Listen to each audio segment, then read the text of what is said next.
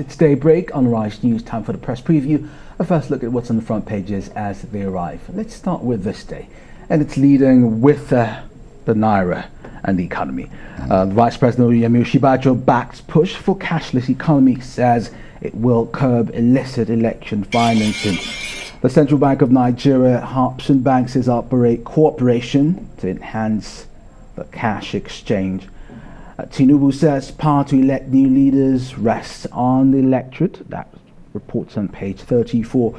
Protesters barricade roads, stone Buhari's helicopter in Kano.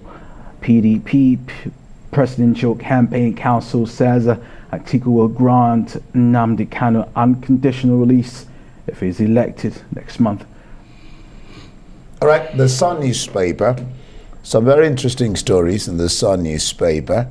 NLC mass protest loom over fuel Naira scarcity. Labour mobilizes school shot as groups expresses anger.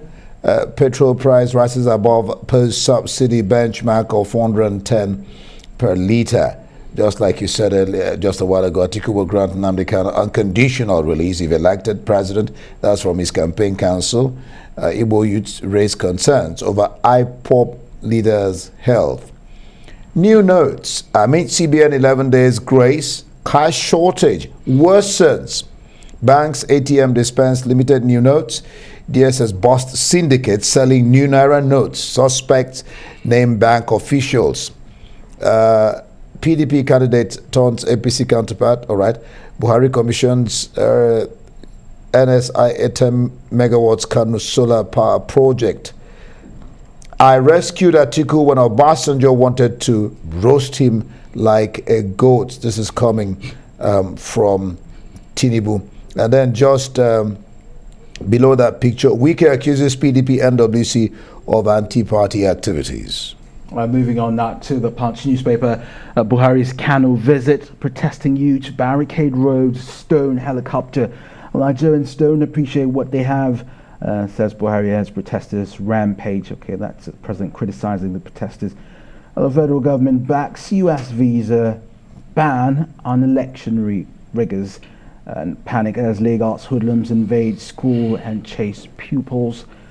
And new Naira racketeering booms in Lagos, Abuja, and Anambra. The State Security Service have arrested unauthorized dealers and returns seized assets to me, the Azani tells the federal government.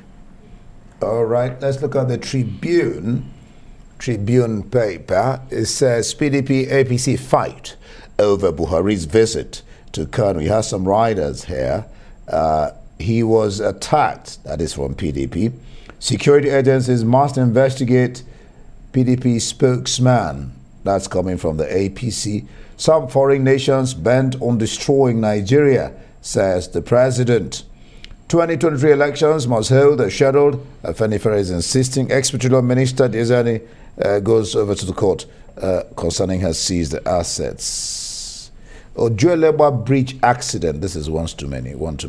So Wolu directs trial of truck owner driver. The truck fell on a bus on that bridge. And I've got the Guardian newspaper. The Guardian's leading with the Nigeria must not fail with 2023 polls. UN scribe warns Nigeria risks losing foreign assets to reckless borrowing. CSOs warn Atiku will heed a bill court judgment on Kanu if he's elected president, as his campaign speaking.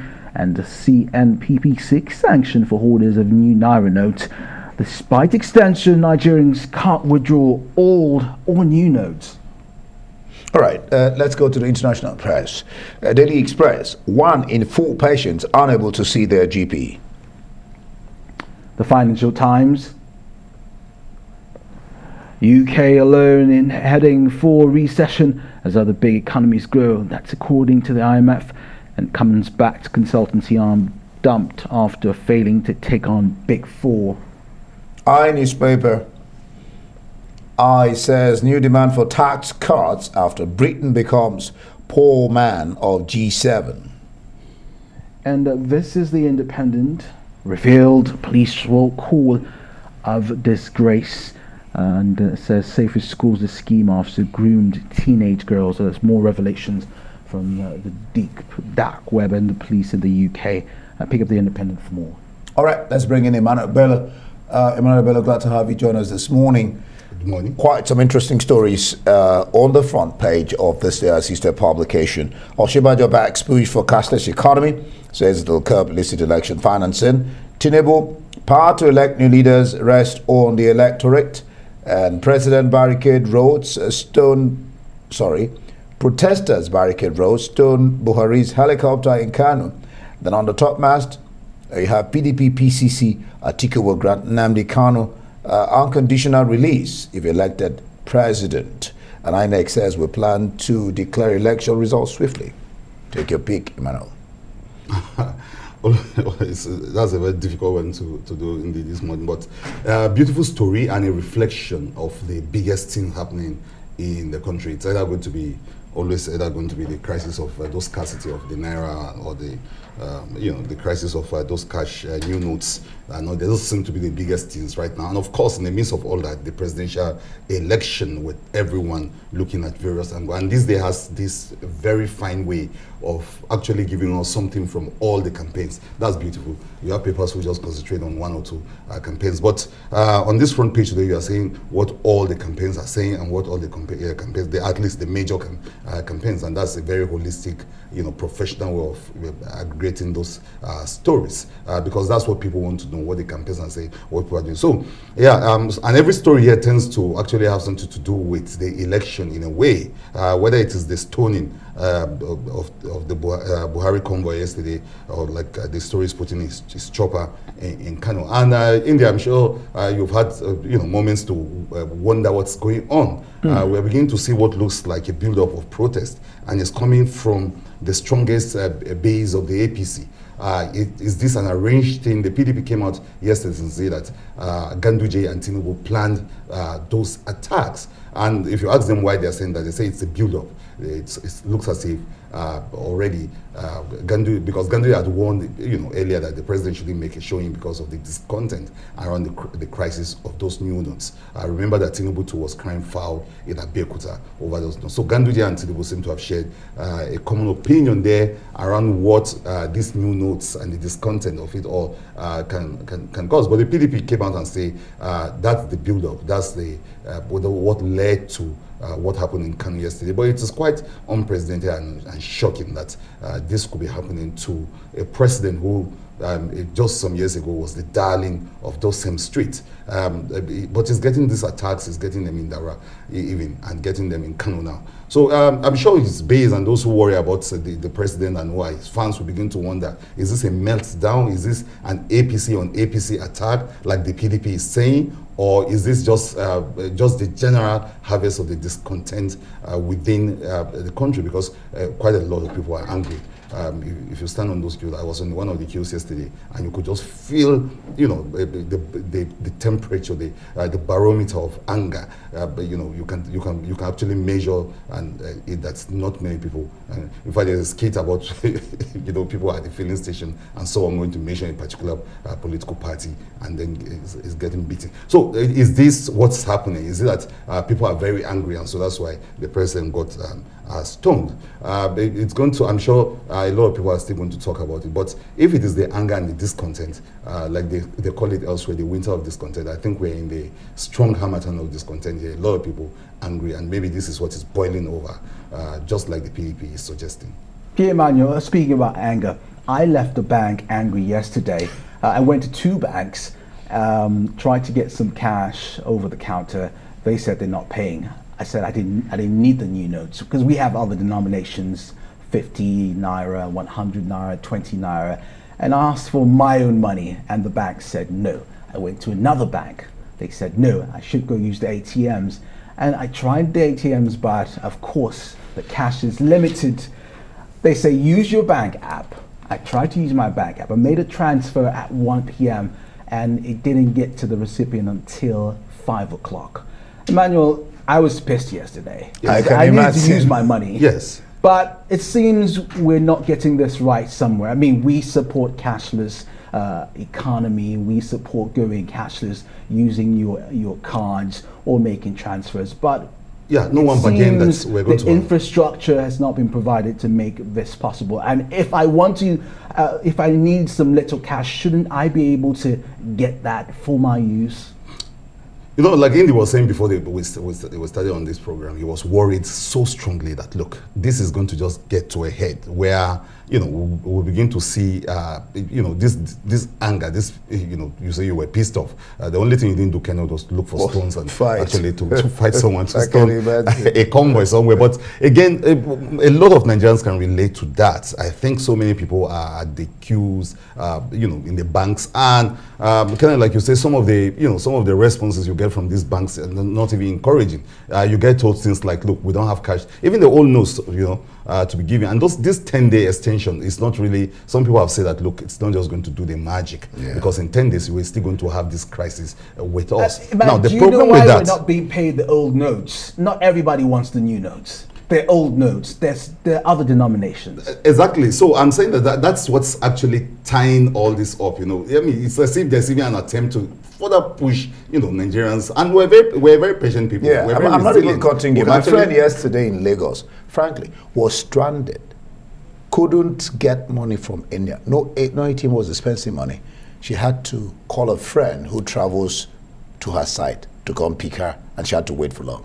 And you know, in the midst of all that, you have the CBN still talking about the fact that you can do those cash swapping, and that so many people are saying that look, as far as it's about you know, vote buy and the rest, they agree. They are actually in tune with this policy. They're kind of like you were pointing out that yes, everybody wants a cashless economy. Everybody is tired of vote buying. Everyone wants a situation where you can suck out black money or evil money from circulation and actually domicile them in the court. Everybody likes that. It's a beautiful policy. But here is the human angle of it that is actually very grilling, you know, and the aspect of not having access and not getting it. I think going forward, the CBN will have to think outside the box. The extension, probably we do it, but there must be some kind of synergy between the banks and the Apex Bank itself to understand how best they can get cash across to the people. Already in the racketeering of all sorts. I was going to come to that now, the punch. Let's just get into it immediately. Okay. Racketeering booms in Lagos, Abuja, Anambra, and DSS arrests unauthorized dealers, POS operators, hike charges, and then return seized access to Diezani. Return seized access to me, Diezani is telling the FG. There's two stories, the racketeering. That was very cheeky of her to ask for assistance. But let's go back to what we were discussing yesterday. The racketeering and the rest. So what's happening now is that people are actually cashing out, like they call it, on this policy. And who's to blame? Those paying for cash or those selling cash? That's part of the problem. Who's to blame? I think I would blame leadership. I think I would blame the policymakers and the fact that they've not been able to actually, you know, this is well thought out. To think it through. Well, they probably did, but they were also not. You know, maybe they probably didn't they underestimated the dimension that this was going to take. Remember that first, this is happening as those fuel scarcities you're burning, so it's bound to increase some of the discontent. Two, it's also happening in an election period with all the implications for movements of monies around the political cycle. So this is part of the problem. Maybe the timing too has a problem with it, but nobody has seemed to have an issue with it. A lot of Nigerians seem to be okay with it. In fact, some of the people I even spoke with said they are not even worried about the large chunk of money, Kenneth, like you were saying. It's about just, you know, the rest of us individuals who are able to use these monies to buy what we want to buy on our daily basis. And remember what the president said at the start of all this, that this wasn't targeted at us, it's targeted at the big politicians with their big monies hidden and we start away. But sadly, we're all in this now. Even the presidential candidate of the PDP, Atiku, came out the other day to say, look, there should be some human face to this policy. Even that of the SDP too came out to criticizing this policy. So it's bipartisan now, it's affecting everyone, and so that's what makes it a serious challenge for the Apex Bank, and then I think the other banks already to deal with this crisis.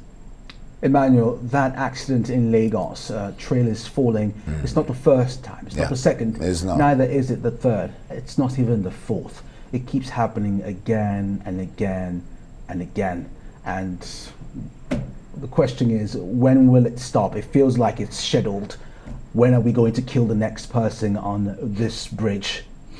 You see, it's quite pathetic, and yes, it goes through to the heart of the problem itself. That one of the things I see happening in this country is this lack of proactiveness, the ability to be able to nip things in the bud, or to see the danger when the danger is coming, and to do something about it. The Abuja